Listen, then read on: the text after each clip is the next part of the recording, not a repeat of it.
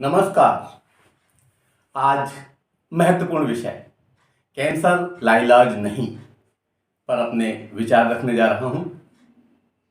जिंदगी जिंदा दिली का नाम है, मुर्दा दिल क्या खाक किया करते हैं। आज आप हो चाहे मैं, इस बात से इनकार नहीं कर सकते कि जिंदगी में भाग दौड़ बढ़ी है। इस भाग दौड़ और प्रतिस्पर्धा में हम कब बीमारी की गिरफ्त में आ जाते हैं, इसकी चपेट में आ जाते हैं, पता ही नहीं चलता। और जब तक पता चलता है तब तक स्थिति विकराल हो जाती है। नए नए रोग मानव को डरा रहे हैं। इसी तरह की एक व्याधि है कैंसर, यानी कि कर्क रोग। इसका डर इतना है कि कुछ लोग इसे संचारी व्याधि मानने लगे, संचारी रोग के नाम से इसको जानते हैं, जबकि ऐसा है नहीं। यह रोगी के साथ खाना खाने, पानी पीने या सोने से नहीं फैलता। इसे लड़ने के लिए शारीरिक के साथ मानसिक आत्मबल विशिष्ट भूमिका का निर्वहन करता है। इसीलिए डरे नहीं, इससे लड़ें। एफ.डी. शर्मा संदल कहते हैं कि यारब उसी को मंजिले मकसूद हो नसीब, यारब उसी को मंजिले मकसूद हो नसीब, गिर गिर के राहगीर जो दौरे सफर में है। निरंतर जिंदा दिली में सफर करने के लिए, सफर में रहने के लिए आत्म प्रेरित होकर ये उपाय अपनाए जा सकते हैं। याद रखें, प्रारंभिक स्तर पर सचेष्ट हो जाने से 60% कैंसर की रोकथाम संभव है और ये सहज ही पकड़ में आ जाता है। ऐसी बात नहीं है। आज ये लाइलाज नहीं रहा, आज ये इस तरह का नहीं है कि मरकर ही छूटा जाएगा। इससे बचा जा सकता है। तो कैंसर की रोकथाम के कौन कौन से उपाय हैं, आइए इस पर विचार करते हैं। कैंसर की रोकथाम के उपाय।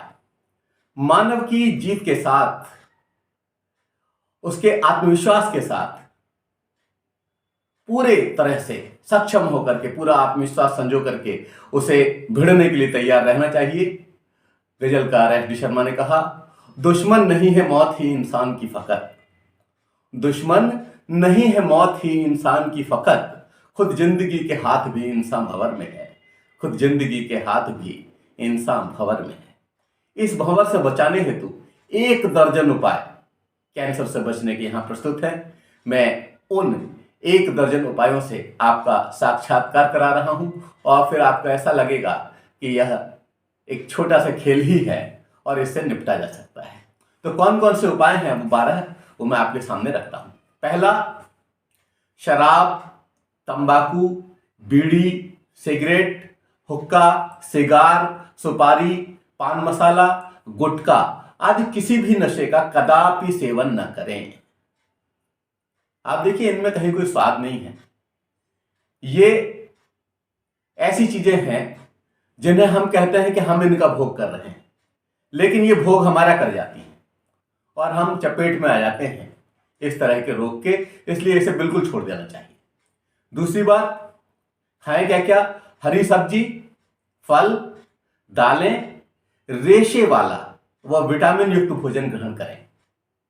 यह दूसरा उपाय है।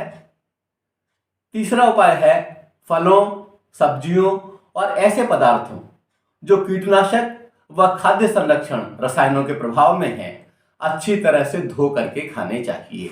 आप समझिए, बहुत से विचारक आते हैं, बहुत से लोग आते हैं और कहते हैं कि भाई हम तो हरी सब्जी खा रहे थे, लेकिन अगर हरी सब्जी पर कीटनाशक पड़ा हुआ है तो उसे अच्छी तरह से धो लें और अगर धो करके खाएंगे तो वह विकार मुक्त हो जाएगा। अच्छी तरह से धोना चाहिए और कुछ चीजों को तो गर्म पानी से धोने ज्यादा अच्छा रहेगा। अगला बिंदु, चौथा बिंदु, तलने हैं तो उसी तेल का बारंबार प्रयोग या रिफाइंड का प्रयोग तत्काल प्रभाव से बंद कर दें। आप देखते हैं कि बाजार में ठेले पर जो चाट पकौड़ी मिल रही होती है, उसी तेल में बार बार उसको तला जा रहा होता है, उसके बाद हम उसका सेवन करते हैं, उसका खतरनाक है। इसी तरह से रिफाइंड का प्रयोग भी अब बंद किया जाना चाहिए। हमारी पुरानी जो व्यवस्था है, जिसे आप कड़वा तेल कहते हैं, सरसों का तेल कहते हैं, खाने वाला तेल है, ये सब बहुत अच्छी चीजें हैं, इन्हें आप इस्तेमाल कर सकते हैं। अगली बात जो कि बहुत ही महत्वपूर्ण है और मैं समझ रहा हूं कि छोटे बच्चे से लेकर बड़े तक सभी को इसका इस्तेमाल करना चाहिए, कि नियमित प्राणायाम, व्यायाम व भ्रमण को दिनचर्या में स्थान दें। आत्मविश्वास से युक्त प्रेरणादायक मुस्कान से खुद को सजाएं। मुस्कान से सजाने की बात मैंने इसलिए कही कि आपका आत्मविश्वास जो जो बढ़ेगा क्योंकि वो आत्मविश्वास आपके चेहरे पर दिखाई देगा, एक ओज के रूप में, एक मुस्कान के रूप में। इसलिए नियमित प्राणायाम करें। आप समझिए कि हम दिन भर आधी अधूरी सांसें लेते हैं, जबकि शरीर की सारी सेल्स को ऑक्सीजन पहुंचाने के लिए पूर्ण श्वास की आवश्यकता है, पूर्ण श्वास प्रश्वास की आवश्यकता है। तो थोड़ा सा तो समय ऐसा निकालें जिसमें कि हम प्राणायाम कर सकें, व्यायाम कर सकें और अपने आप को चुस्त दुरुस्त रख सकें। अगला छठा बिंदु बता रहा हूं रोकथाम के लिए कि तले भुने अधिक चटपटे भोज्य पदार्थों की जगह उबले सादे भोजन को तरजीह दें। बहुत अधिक तला भुना नहीं खाना चाहिए, अधिक चटपटा नहीं खाना चाहिए, अधिक गरिष्ठ नहीं खाना चाहिए, और जो चीज़ें नमक से संरक्षित रहती हैं, जिसमें नमक बहुत ज़्यादा मात्रा में होता है, उनका सेवन हमें नहीं करना चाहिए और हम अपने आप को इस कर्क रोग से बचा सकते हैं। अगली बात जो सातवां बिंदु है, प्रदूषण मुक्त वातावरण में प्रकृति के सानिध्य में रहने का प्रयास करें। ये बड़ा मुश्किल है, लेकिन जो है रहा जा सकता है। अगर हम पास हमारी संभावनाएं हैं, इस तरह की स्थितियां हैं, तो हम कोशिश करें कि हम प्रकृति के सानिध्य में रहें और प्रदूषण मुक्त वातावरण में रहें। अगली बात बहुत ही महत्वपूर्ण है और सभी के द्वारा ध्यान देने के लायक है कि त्वचा, जिह्वा, होठ, पित्ताशय, गुर्दा, मूत्राशय, मुख में किसी तरह का दाग धब्बा और बार बार होने वाला घाव असामान्य है, तुरंत चिकित्सकीय परामर्श लें। कुछ लोग देखते हैं कि यहाँ पर सफेद सा दाग हो जाता है, अंदर कहीं जीभ पर कहीं दाग होता है, मुंह के अंदर सफेद दाग सा दिखने लगता है, तो उसको नजरअंदाज नहीं करना चाहिए और तुरंत चिकित्सक को दिखाना चाहिए। और प्रारंभिक स्तर पर अगर हम शुरू कर देते हैं तो हम निजात पा सकते हैं और कैंसर बढ़ नहीं पाएगा, हम पूरी जिंदगी जी करके तभी जाएंगे। नेक्स्ट पॉइंट, शरीर में होने वाली गांठों की जांच आवश्यक है, इसको नजरअंदाज न करें। ध्यान रखें, सभी गांठें कैंसर की नहीं होती, हर गांठ जो है वो कैंसर की नहीं होती, इसलिए डरने की जरूरत नहीं है, उसे आप दिखा लें।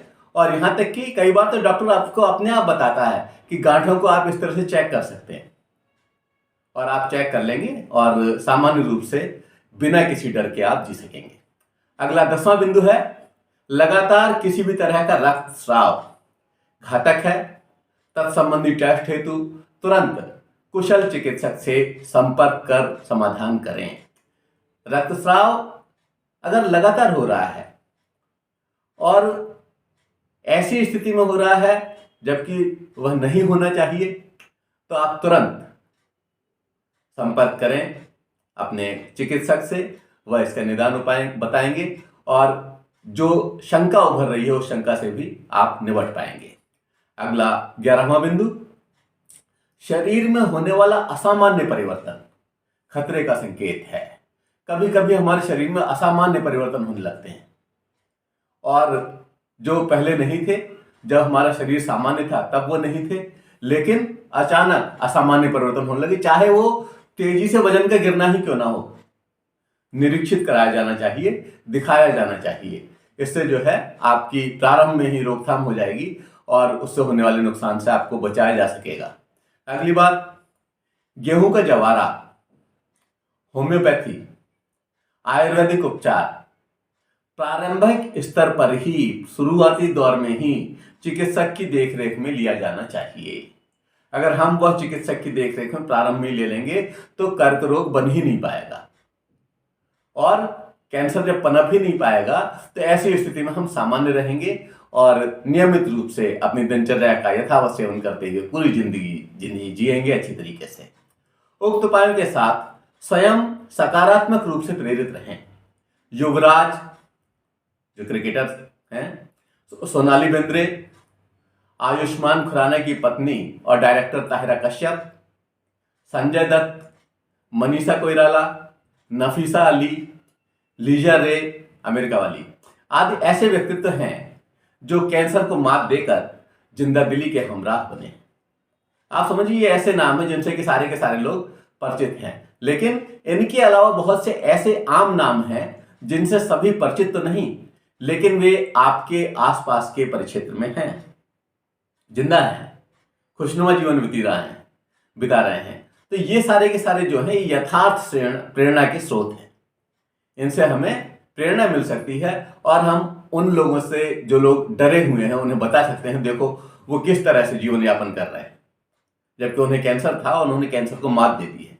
तो आज कैंसर को जीता जा सकता है। अंत में याद आ रही हैं शीश महल फिल्म की वो पंक्तियां जिसमें कहा गया था कि आदमी वह है, आदमी वो है जो मुसीबत से परेशान न हो। आदमी वो है जो मुसीबत से परेशान न हो। कोई मुश्किल नहीं ऐसी कि जो आसान न हो। कोई मुश्किल नहीं ऐसी कि जो आसान न हो। आदमी वो है जो मुसीबत से परेशान न हो। धन्यवाद। जय हिंद, जय भारत।